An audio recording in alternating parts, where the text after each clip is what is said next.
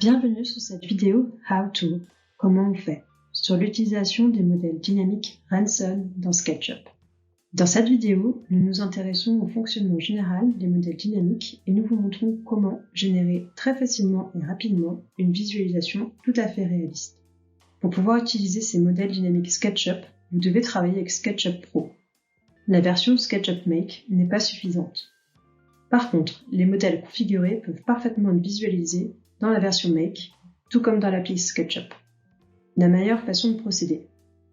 L'étape 1 consiste bien sûr à démarrer SketchUp. Le mieux est d'ouvrir un nouveau fichier pour composer le modèle. Maintenant que le nouveau fichier est ouvert, vous voyez un support vide. L'étape suivante consiste à importer un modèle dynamique.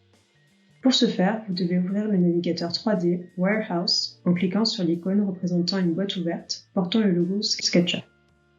Dans la barre de recherche du navigateur que vous venez d'ouvrir, vous introduisez le produit Ranson que vous cherchez. Par exemple, la Ranson Camargue. Vous voyez ici 4 possibilités de sélection. Modèle, collection, produit, catalogue. Vous trouverez les modèles Ranson sous collection, produit et catalogue. Vous reconnaîtrez les modèles corrects à la coche bleue, figurant à côté du nom Ranson en bas à gauche. Modèle.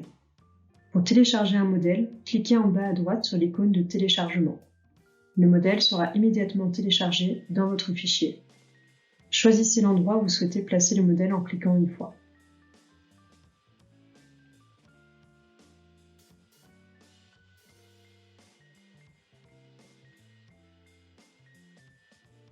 Vous souhaitez finalement placer le modèle ailleurs ou le tourner dans une autre direction, alors utilisez le Move to M, outil de déplacement.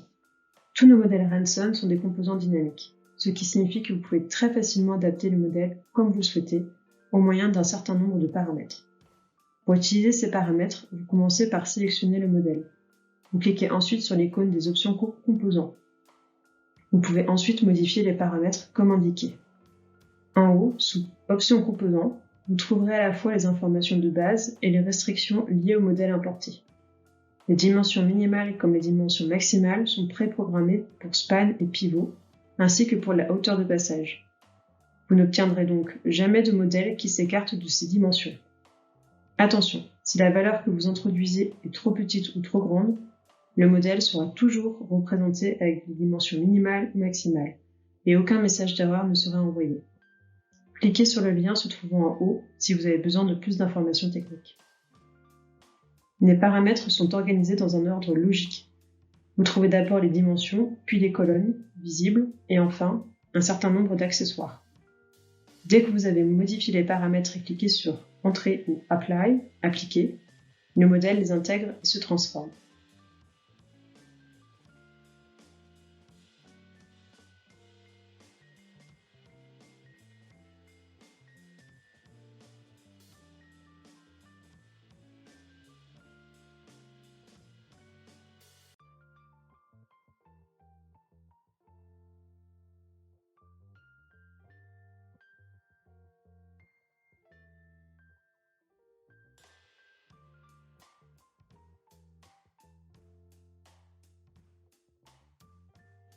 Pour ajouter des accessoires, vous procéderez de la même manière. Ouvrez à nouveau la 3D Warehouse, cherchez le produit souhaité, par exemple Big-Screen Ranson, et téléchargez-le dans votre fichier. Attribuez-lui une place en cliquant. Pour placer un accessoire au bon endroit, il faut procéder comme suit. Commencez par sélectionner Space, l'accessoire, puis cliquez sur le Move to M, et enfin, cliquez sur le coin de la ligne bleue ou les snaplines. Vous placez alors cette ligne à l'endroit souhaité dans le modèle Ranson.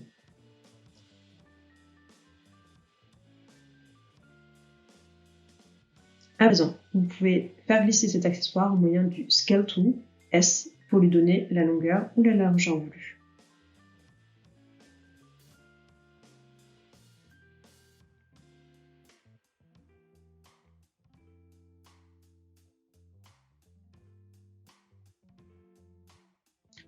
Vous procédez ainsi pour tous les accessoires que vous voulez ajouter pour habiller entièrement votre modèle.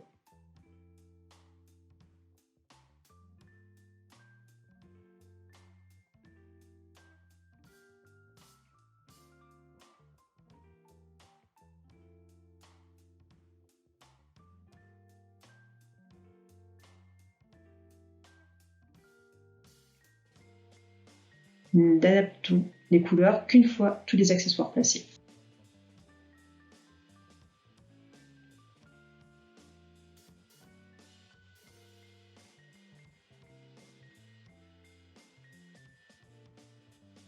Comment fait-on ?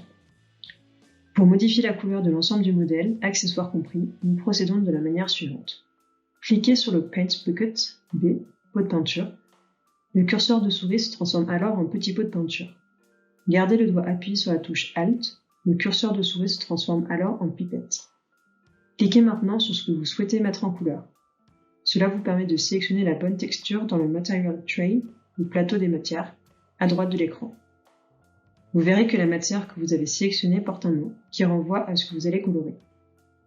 Le Material Tray a deux onglets, Select et Edit, sélectionner et modifier.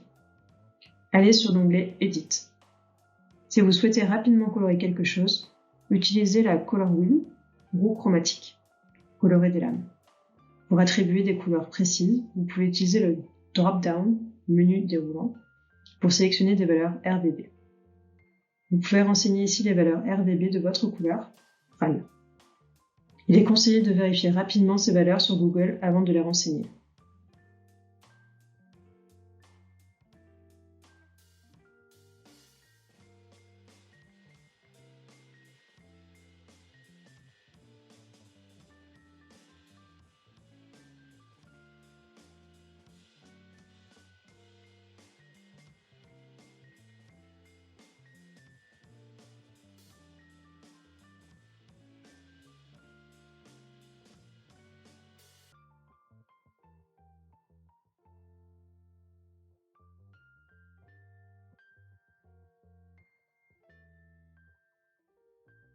Notre modèle est désormais prêt. Vous pouvez actionner et faire bouger certains éléments. Vous pouvez par exemple montrer comment les lames tournent, comment les stores se lèvent et se baissent. Vous utilisez pour cela l'Interact Tool, outil interactif. Lorsque vous survolerez un modèle, vous verrez une petite étoile apparaître à côté du curseur, lorsqu'il est possible de l'actionner. Il vous suffira alors de cliquer dessus pour démarrer l'animation.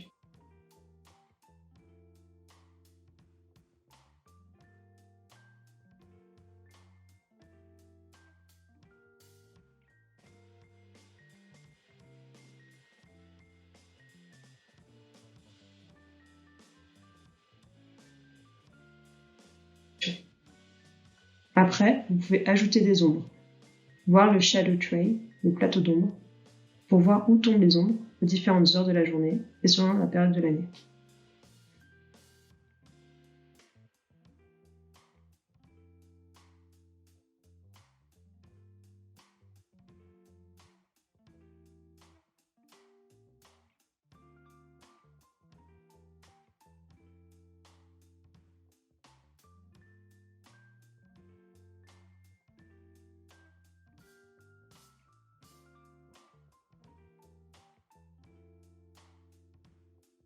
Voilà à présent, vous pouvez visualiser nos modèles Ranson en toute simplicité. N'oubliez pas de sauvegarder le modèle. Et pour terminer, vous pouvez encore exporter quelques illustrations pour les partager avec votre client ou les joindre à l'offre. Pour ce faire, allez sur File, Export, Fichier, Exporter et sélectionnez 2D graphique, graphique 2D.